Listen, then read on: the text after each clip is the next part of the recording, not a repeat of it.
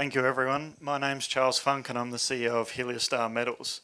I think when you're looking for an investment opportunity, it's not just do you recognise a good opportunity, it's is that time right for now being the shortest period of time that you have to wait to get that valuation proposition. I think Heliostar's at exactly that moment as we speak now. And the reason I think we're at that moment now is because we have two strings to our bow. We don't just have Alaska where we think we've got multi-million ounce potential. We've made a really exciting new discovery in Mexico. And it's completely changed our corporate plans because we think Mexico gives us a really short-term catalyst, and I'm talking in the next couple of months. And we think we can get a significant re-rating off what we've got in Mexico, which I'll introduce briefly. And then we can roll that into the medium term and follow up some really excellent drill results we got this year up in Alaska. And so just quickly touching on, we've closed a $4 million capital raising. So we're 43 million shares out, 52 fully diluted. Very strong insider ownership in the company. Thank you to everyone here who's contributed along that journey. And I think we're really well set. We saw early this year what kind of talk we can have with good results. And I think we're set up well to do that again on the program that we have in Mexico. And to introduce Mexico a bit further, the reason we have these projects is a few people here know that I've spent a reasonable amount of time exploring in Mexico, and always after big districts that haven't been well explored. And we saw that potential with a portfolio of projects in Sonora, surrounded by multiple mines. You know, just if you touch on the gold silver mines, you've got First Majestic Santa Elena, Equinox's Mercedes, and Las Chispas, which is about to be built. Two of those are particularly hungry mills, and so any ore source in that map is probably of interest to those mills. For example, the Mercedes mine was a 100,000 ounce producer. Right now it's down to 33,000 ounces per year. So the economic hurdle of any of these projects is quite low as well, given that there's these mills that would be hungry for that ore. The reason we picked our three projects is we think they could be company-making projects. They're big scale, with the exception of CUMARO, which I'll explain. They're very underexplored districts, and corporately they make a nice counterbalance for us relative to Alaska, in that they mean that we can be putting results out for the entire year. And we were always pretty optimistic about CUMARO, but we were blown away by the results we got about 7 weeks ago. If you zoom straight into those, these are surface channel results, 530 metres a strike, 3 veins over 200 metres wide. And if you consider the breakdowns on the right, but 5 metres at 12.6 gold equivalent, 5 at 3.3, 6 at 4, 3 at 5.5, 1.6, 1.7 at 13 grams. What surprised us is so many consistent economic hits on surface, one after another after another. Incredibly, this part of the property, or our property as a whole, has never been drilled, and incredibly, with these results, this has never been drill tested. There is an adit that sits underneath. It goes for about 85 metres and hits similar results underground. So we know it's good on surface. We know it's good 35 metres underneath. The chances of having continued success here is, in our opinion, quite high. So we're really excited to be drilling this. We just selected the drill contractor and should be underway in a week to 10 days, possibly maybe the 10 days. Hoping to get a few holes out before Christmas and then come back and drill till April next year.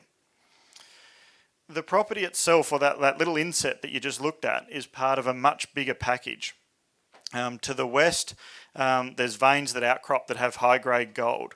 We're completely surrounded by 3 sides by Silvercrest. We were trying to buy the whole district, but they had deeper pockets than we had. They put out 21 holes in February, 4 metres at 8 grams gold in an old mine that was mined in the 80s. That's the pedigree. Whereas the east is a down-thrown block that's never been explored. We've got some high-grade leakage. We think the east represents a really good target, and we've still got a 5 square kilometre land package. So we think Mexico gives us a really short-term focus in that if we drill, we have success for potentially an open pit target, that in all likelihood is going to be a lot more value to the owners of the Mercedes mill or to possibly even Silvercrest. So we think that gives us a share price catalyst, but also possibly corporate catalysts. And then that would allow us to redeploy into what we think is our real company-making asset in Alaska. And so we're down in the Aleutian Islands, actually in the Shumigan Islands, at an island called UNGA, the closest town, Sandpoint, that's regularly serviced with flights and barge trips. Think of the weather more like Seattle and Vancouver. It's not Alaska as everyone conceptually thinks. We can drill here for 9 months of the year, and we have over the last 2 years. And so this might look similar to people who have seen some of the early Wiesler presentations, but you can see a bias here. Massive districts that have hardly been explored. This is a 250 square kilometre land package. It is huge. It's got a heap of veins that outcrop. And if you look at that chart on the bottom left, despite the size and despite the potential, it was actually Alaska's first underground gold mine. It's never been well explored. We've drilled 10,000 metres as Heliostar. That's as many metres as got drilled in the previous 28 years.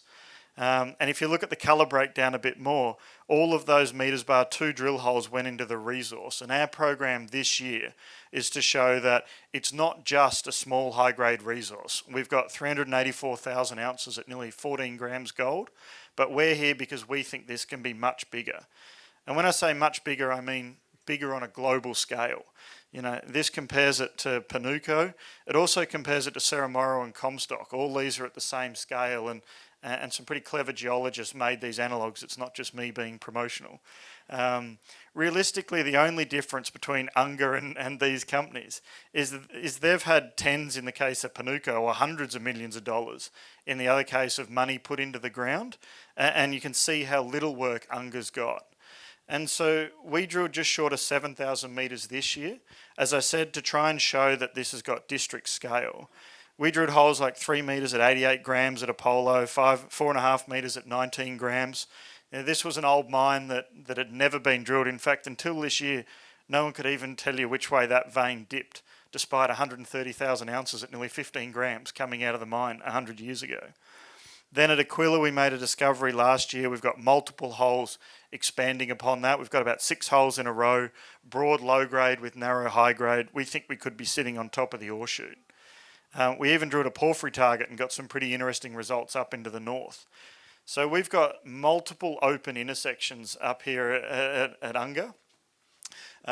We think we've just got to continue to step out and grow those resources. And we think this is a really rare district. It's rare to find districts the scale of Panuco or UNGA in the hands of small companies, and we all know the torque that could have. So our key focus is to deliver in Mexico over the next couple of months. We think that could easily give us a significant re-rating.